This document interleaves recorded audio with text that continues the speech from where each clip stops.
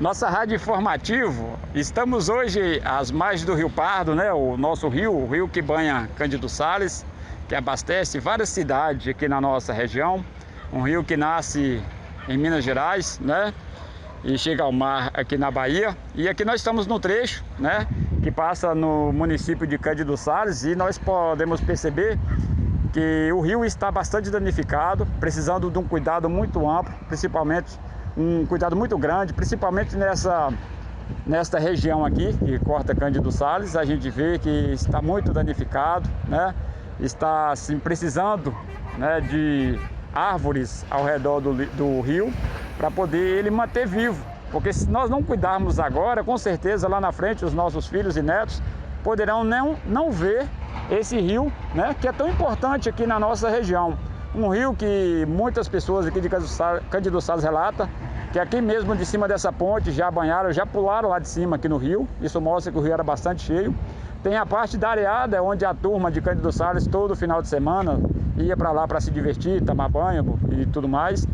Tem a parte da pedra do Sucuiú, né, que o pessoal pulava também de cima, e hoje não dá para pular mais de lugar nenhum porque o rio está muito raso. E tem algumas partes, né, nós vimos aí na reportagem, no trecho do Rio Pardo, que corta Cândido Sales, que tem algumas mini barragens, né, alguns quebra-d'água que vai abastecendo exatamente a cidade, né? E se não fosse todo esse trecho, né, todas essas mini barragens que corta aqui o município, que foi feito no rio, com certeza a falta d'água já estaria acontecendo aqui no município de Cândido Sales.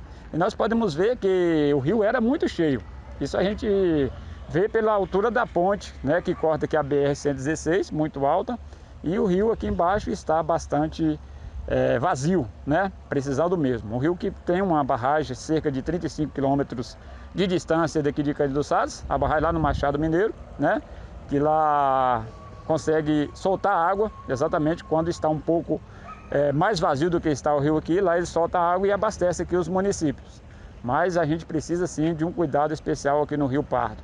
E nós conversamos, né, a nossa rádio informativo conversou com o Wellington, né, o Wellington, e ele tem mais informações para nos passar a respeito do trabalho que está sendo feito em recuperação do nosso Rio Pardo. Vamos ouvir a reportagem com o Wellington. Nós estamos com o professor Wellington. O Wellington, ele faz parte da articulação Bahia-Minas em defesa do Rio Pardo. Wellington, obrigado por atender o nosso pedido de estar participando da nossa rádio informativa. Hoje, Wellington, o que está sendo feito, né, em defesa do nosso Rio Pardo? Oi, Duca, é um prazer estar falando aqui com você e sua audiência aí da nossa rádio sobre esse tema que é muito importante, o tema do Rio Pardo, né, da bacia hidrográfica do Rio Pardo.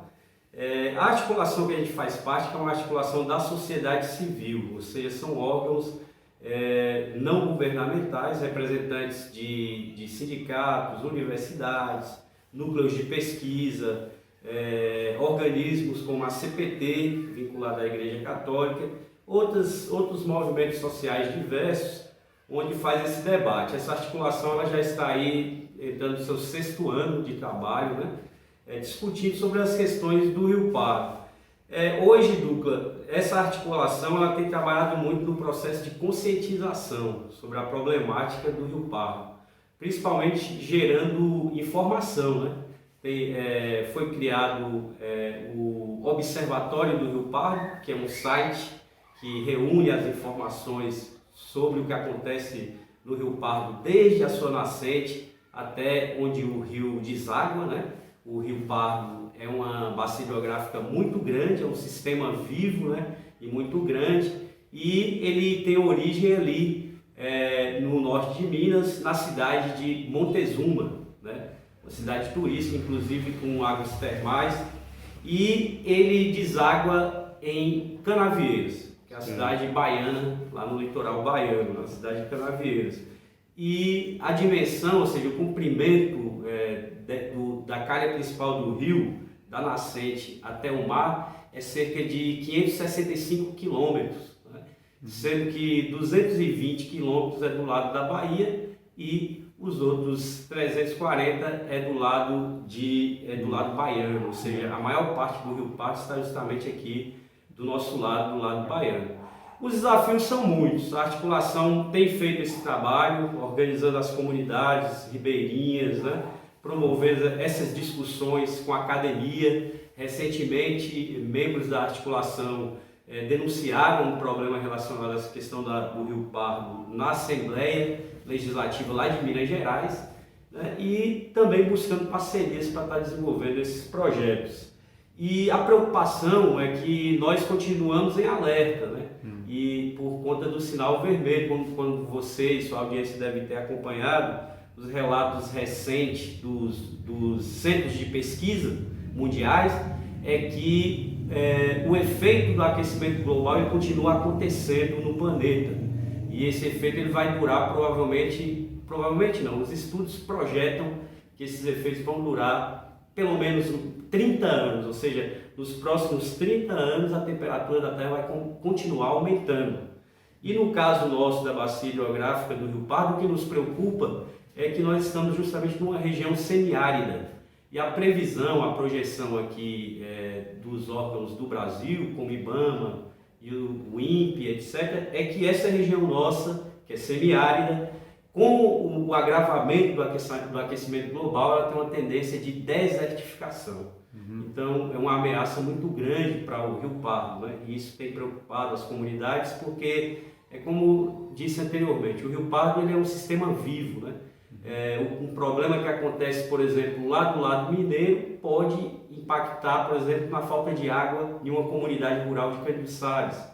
Um problema que ocorre aqui, por exemplo, na região da sede de Caniçares, seja uma morte de uma nascente ou um braço do rio que for aterrado, né? A poluição, ele vai refletir, né, mais embaixo. Então, é um sistema vivo o Rio Pardo. Sim. Wellington, nós sabemos sobre a bacia hidrográfica muito grande, você já até falou aí há mais de 500 quilômetros, né, de distância da nascente até a deságua no mar. Mas me fala, nós temos algumas imagens aqui da nossa região de Cândido Sales, mas lhe preocupa, ainda mais você que está sempre acompanhando, né, já mais de 6 anos vocês nessa batalha aí, você tem visto muito assim uma decadência do rio nesses últimos 6 anos, lhe preocupa muito, principalmente essa nossa região aqui de Cândido Sales? De modo geral é preocupante, porque isso não sou eu, mas os cientistas, né, que estão nesse processo investigando e tal, eles percebem que o rio ele continua sendo prejudicado de várias formas, né? São projetos irregulares de irrigação, projetos de mineração que ameaçam serem implantados e que pode agravar mais a situação, né, se não tiver o devido acompanhamento. A poluição, que você vê na nossa cidade, a gente continua jogando os dejetos do rio, os dejetos do esgoto sem tratamento diretamente no rio, né? E essa realidade ocorre aí nos 27 municípios por onde o Rio Pardo passa, né? Então é um fato de se preocupar, sim. E nesse sentido, o órgão responsável para fazer esse debate é o Comitê de Bacia. No caso do Rio Pardo, por ser um rio que corta 2 estados, ele é considerado um rio federal. Ou seja, esse comitê ele tem que ser formado por pessoas do lado mineiro e do lado baiano, para poder definir, por exemplo, que tipo de desenvolvimento você vai fazer nas margens do rio, que tipo de programas poderiam ser desenvolvidos para recuperar a mata ciliar, por exemplo, né? E ainda não existe esse comitê, esse órgão. Então, a ausência desse órgão aí também faz com que as coisas, de certa forma, aconteçam de maneira mais ordenada ainda, né? Então, hoje a articulação tem dialogado com muita gente, com apoios institucionais também, políticos, com as universidades, no sentido de criar esse comitê para a gente definir critérios para usar os recursos do Rio Pardo. E a meta e a máxima do nosso movimento é o seguinte, nós queremos um rio vivo e corrente, né? Tem vários lugares do rio, você deve conhecer, que antes corria água, hoje não corre mais, né? Vários córregos que eram perenes deixaram de correr água. A gente tem um exemplo aqui do córrego do Mamoeiro, na região de Encruzilhada, né? E outros. Aqui também, na região de Caniçares, temos aqui o afluente do Rio Mosquito, Isso. que é logo aqui em Águas Vermelhas, que já teve vida. Hoje você vê que a situação é bastante prejudicial. Enfim, lutar contra os elementos e as causas desse problema, né? É a missão dessa articulação, e é uma missão árdua porque é um trabalho que você faz para gerações futuras, né? E cada vez mais a sociedade precisa se envolver. Ué, para nós encerrar essa nossa conversa, essa nossa entrevista, né, aqui no informativo, nós sabemos que o Rio Pardo também é um rio federal, né? Ele banha 2 estados. E essas articulações suas, vocês têm tido o apoio do governo federal em proteção a esse rio? Olha, essa articulação, como eu disse, ela é constituída por pessoas e instituições da sociedade civil, né? E naturalmente tem diálogo também com os órgãos do governo federal, principalmente a ANA, né? Que é o órgão nacional responsável pela essa gestão das águas. Agora, do ponto de vista do governo federal, infelizmente, o Brasil teve um retrocesso muito grande no setor ambiental, né? Tanto é que você vê que ele colocou uma pessoa que apoia a questão colocou uma pessoa que é contra o meio ambiente para ser o ministro do meio ambiente.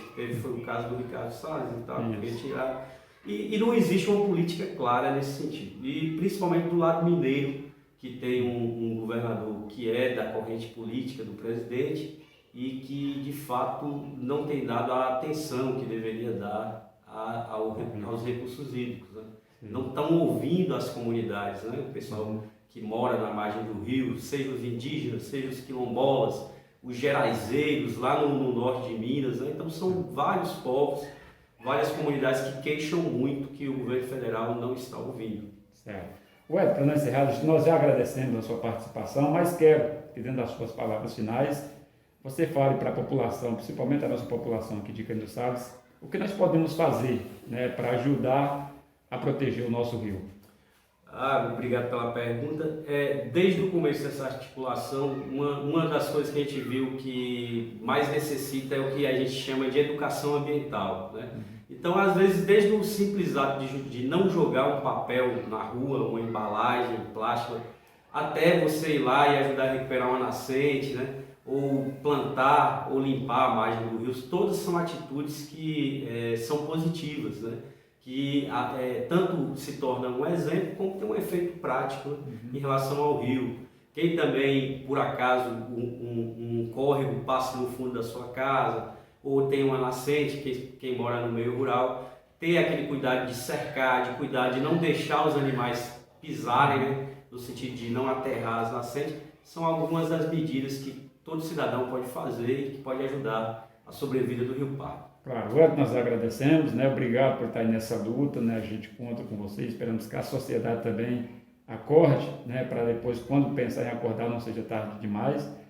E a nossa rádio informativa está à sua disposição. Vamos marcar aí o nosso papo reto, que a gente tem muito assunto para conversar lá, e a gente agradece aí a sua participação aqui no nossa rádio informativa. Duque, eu que agradeço, muito obrigado aí você, sua equipe aí da rádio, nossa rádio. Foi um prazer falar sobre esse tema e estamos sempre à disposição. Valeu, Elton, um abraço. Nossa rádio informativa. Levando a informação que você precisa saber.